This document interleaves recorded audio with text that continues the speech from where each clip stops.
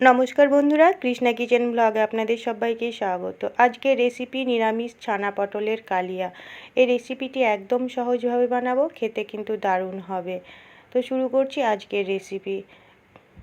এখানে gas on করে কড়াই বসিয়ে দিয়েছি। কড়াইয়ে দিয়ে দিলাম পরিমাণ মতো সরিষার তেল। তেল ভালো করে গরম করে নিতে হবে। তো এখানে তেল খুব সুন্দর করে গরম করে নিয়েছি। ওই তেলের মধ্যে দিয়ে দিলাম সামান্য পরিমাণ লবণ। এবার ভালো করে নেড়ে আগে থেকে ছাড়িয়ে ধুয়ে রেখেছিলাম পটলগুলো তেলে দিয়ে দিচ্ছি। এখানে আমি 8টা পটল দিয়ে এই রেসিপিটি করব। আপনারা নিজের পছন্দ মতো কম বেশি পটল দিয়ে করতে পারেন।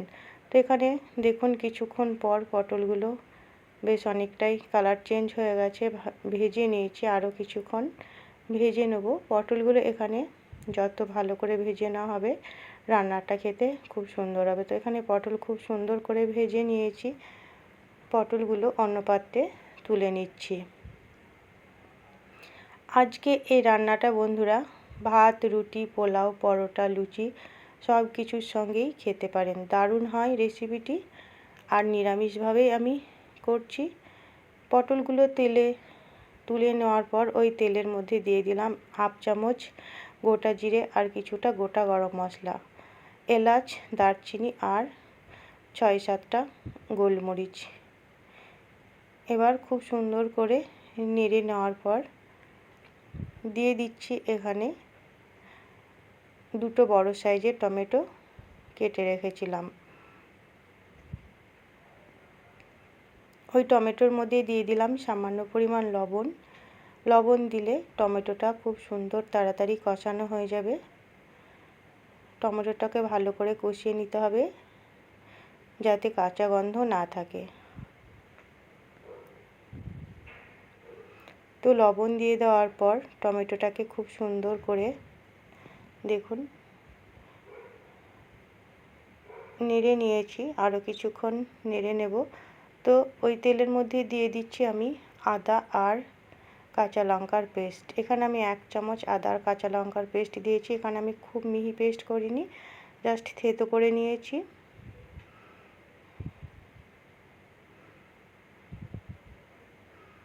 এখানে আমি 6টা কাঁচা লঙ্কা দিয়েছি। আপনারা যে যেমন ঝাল খাবেন সেই মতো ঝাল দিতে পারেন। আর পরিমাণ মতো আদা কাঁচা লঙ্কাটাও টমেটোর সঙ্গে ভালো করে কষিয়ে নিলাম।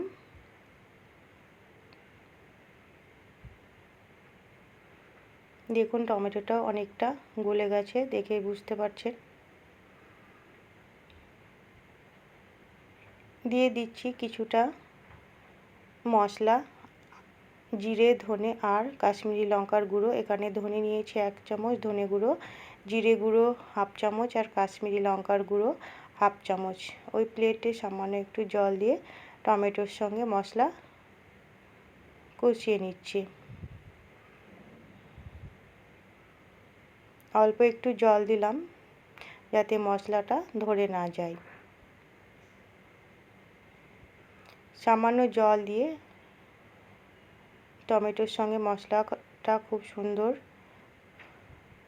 করে কষিয়ে নিচ্ছি।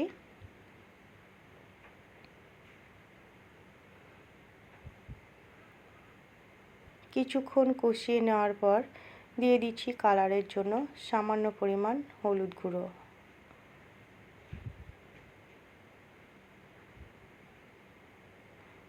হলুদ গুঁড়োটা দেওয়ার পর আর একটু নেড়ে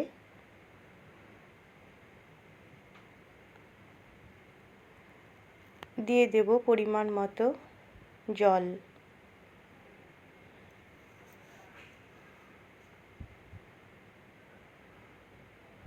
জল দিয়ে একসঙ্গে নেড়ে দেওয়ার পর ঝোল ফুটে উঠলে দিয়ে দিচ্ছি আগে থেকে ভেজে রাখা পটলগুলো।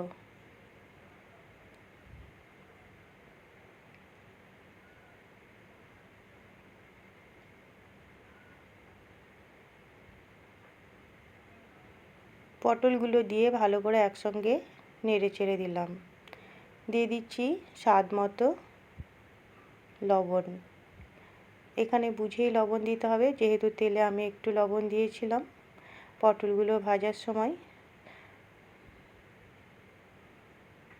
এবার আরও কিছুক্ষণ ঝোলের সঙ্গে পটল রান্না করে নেব। পটল এমনিতেই ভাজার সময় সেদ্ধ হয়ে গেছে, তো দেখুন 3-4 মিনিট পর দিয়ে দিলাম ছোট বাটির 1 বাটি ছানা। এখানে আপনারা চাইলে পনির গ্রেট করেও দিতে পারেন। আমি এখানে ছানা দিয়ে এই রেসিপিটি করছি। তো ছানা দিয়ে দেওয়ার পর পটলের সঙ্গে খুব সুন্দর করে নেড়ে দিতে হবে যাতে ভালো করে মিশে যায়, তাহলে খেতে ভালো লাগবে রান্নাটা।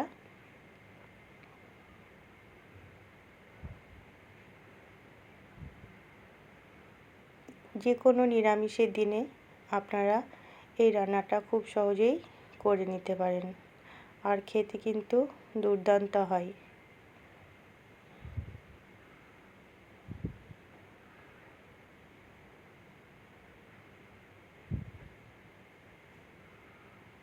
ছানা দিয়ে কিছুক্ষণ ফোটানোর পর দিয়ে দিচ্ছি 1/2 চামচ গুড় মিষ্টির জন্য। আপনারা চাইলে চিনিও দিতে পারেন, যেহেতু নিরামিষ রান্না একটু মিষ্টি মিষ্টি ভালো লাগে। আর টেস্টটাকে বাড়ানোর জন্য দিয়ে দিচ্ছি ছোট চামচের 2 চামচ গাওয়া ঘি আর সামান্য পরিমাণ শাহি গরম মশলা। এবার একটু ভালো করে নাড়াচাড়া করে লো ফ্লেমে রেখে দেবো।